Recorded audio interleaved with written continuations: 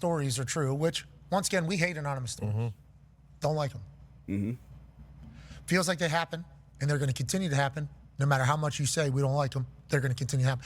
People that hate them going to continue to use them. A lot of anonymous sources coming out about this meetings that they have with Shedeur Sanders, and a lot of the anonymous sources from the meetings are saying worst meeting of all time. Not even close. Not even like worst meeting of all time. Now, granted, all these could be a little bit dramatized because of personal feelings towards, you know, either Coach Prime or Shedeur or whatever. But it felt like there was numerous of those coming out from different places, and it's like, was that all coordinated, or was that all everybody's experience? You know, and was there a chance you say, you know, that be who you could afford to be? I do wonder if there was a lot of NFL teams that were like, nope, that's not how this is going to go. If you were Peyton Manning, if you were Andrew Luck, if you were Cam Ward, maybe, possibly.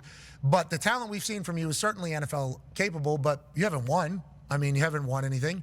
Obviously, you've played very good. So I do wonder if that was the big turnoff, if it was the meetings. And I was not in the meetings, so I couldn't tell you what those meetings would look like. I have seen Daboll's meetings with quarterbacks from the past, and I'll tell you, that you could see how that would be a little bit. This is what a Daboll meeting with a quarterback is like in the draft process for the New York Giants, who were potentially going to draft Shedeur Sanders. And then there was an alleged report. Once again, all these things have allegedly been fake, but how'd they get out to begin with? Shedeur allegedly did not do well in a Daboll meeting, which goes like this. Some of these meetings might be pretty. That's just Daboll's. It's hardcore. That's just Daboll's meeting. So whenever you get it, me too. Like I was watching that. I was getting more nervous for the guys as he was reciting words off, and I think I have a pretty good memory.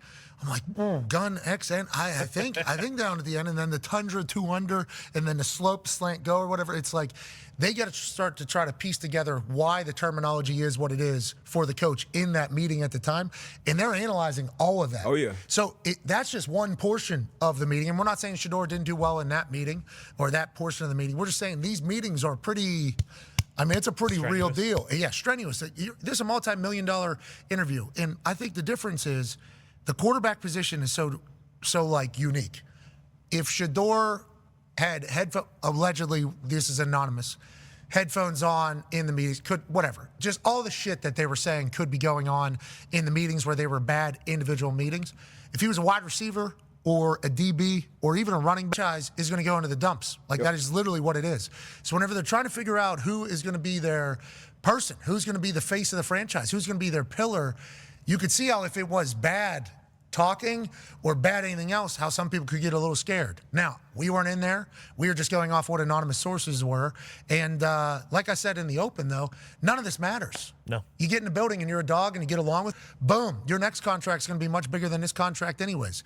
That's just like, I think, the reality of the situation. Yeah, it's obviously how you respond in those meetings. I've been in those meetings, obviously, from the defensive standpoint, and a level of it is intimidating, and the people doing the meetings, they don't expect you to get everything right, but they're just seeing how you react, how you respond, how you learn, you know, because everybody kind of learns differently, and you're kind of, you know, learning to speak a different language, a quick crash course. So I don't know how, but it couldn't have gone that terrible because they had that late meeting with Shedeur again. The Giants did specifically kind of right before the draft, and I spoke to someone close to the Giants organization. They were saying it's just kind of get him know him better as a person, right? So maybe he rubbed people the wrong way as a person. And once again, yikes. If you this guy can't be like this. Let's go. We'll fly out there. You know what I mean? And that's what you deal with. That's what different organizations deal with. And these people talk. You know, all of these people talk. It's a fraternity when you come to coaches and decision makers amongst the business. And I think you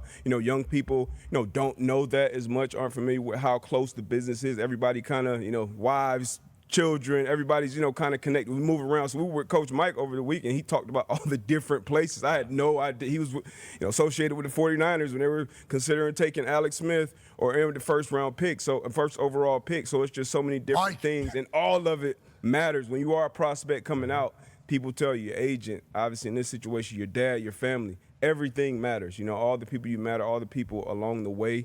And I've heard nothing but good things about Shedeur, but, you know, I'm not a decision maker. So it doesn't just go for Shedeur. A lot of really, really, really good football players went lower than expected in this draft. Will Johnson is a guy, corner out of Michigan, who we thought would be a top 10, top 15, top 20 pick. He went 47 overall to the Cardinals. Kobe Bryant, corner out of Kansas, I don't even think he got drafted. So it just happens every draft. But like you said, it doesn't matter how you get into the buildings, how you respond, and what do you do once you get in there. It's pick 222. Hell yeah.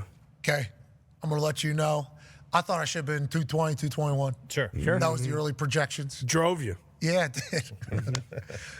You get in that building, it does not matter. Legitimately. Like there's a there was some linebacker that got drafted, I think, in the 6th round, and they were talking about what he can do on defense. I'm like, he ain't playing defense, brother. Yep. You need to talk about whether or not this guy can play special teams. And if he can play special teams, he's going to make the team. And if he can't play special teams, he's not going to make the team. It's as easy as that whenever you're looking at it. And anybody can buy in. Shedeur, he's not going to be the starter, right? Well, maybe. I mean, Russell Wilson was drafted 3rd round. Yep. After they paid Matt Flynn in Seattle.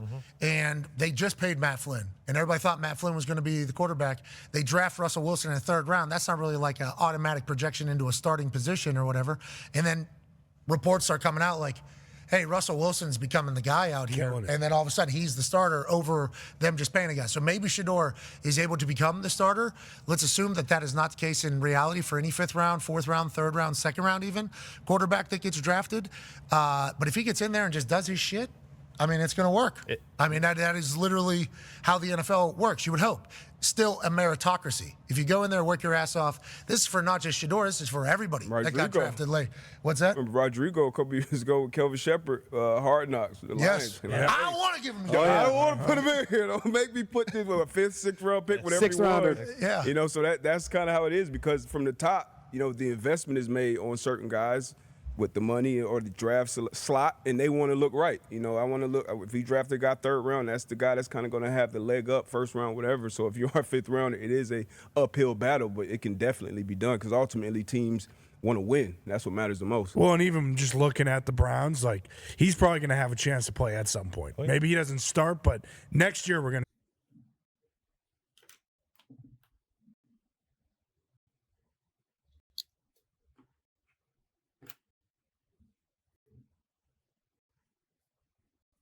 Rồi bây giờ khâu vào đây, cứ từng mũi một nha mọi người.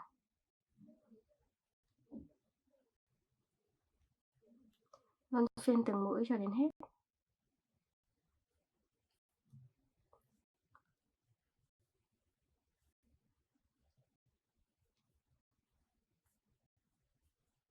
Rồi khâu tiếp tục.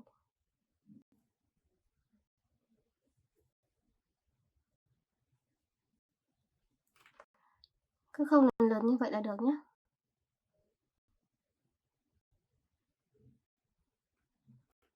Tiếp tục khâu xuống.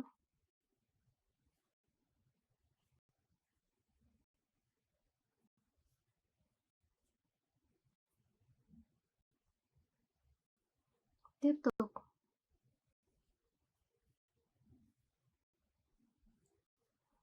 Cứ khâu lần lượt từng mũi này cho mình. Tiếp nha.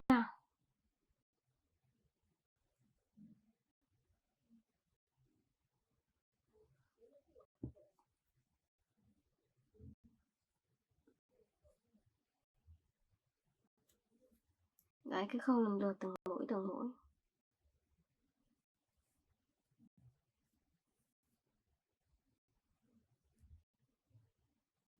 Mọi người khâu vào để tạo một cái đường viền một ca.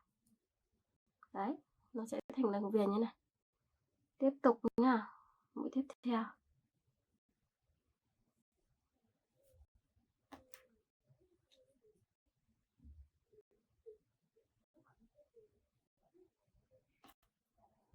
Mũi nữa này.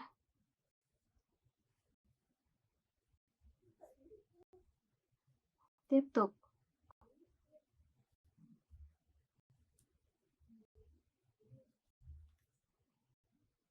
Cứ lần lượt như vậy là được.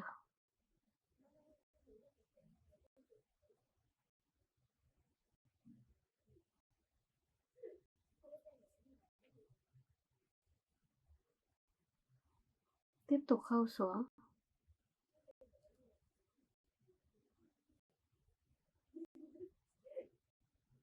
Tiếp theo này.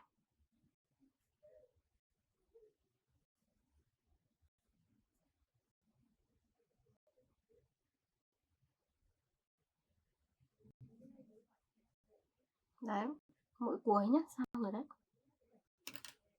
Ok rồi, cắt lên đi.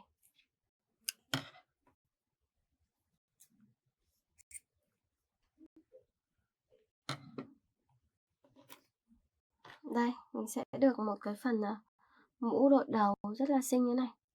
Mình gài cái phần len thừa này xuống một chút.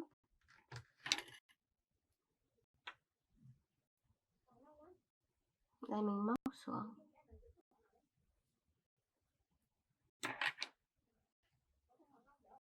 Đấy, sẽ được một cái hình cái mũ rất là xinh như thế này nhá. Bây giờ làm cái phần trang trí, sử dụng màu len cam. Mình móc một cái phần trang trí vào.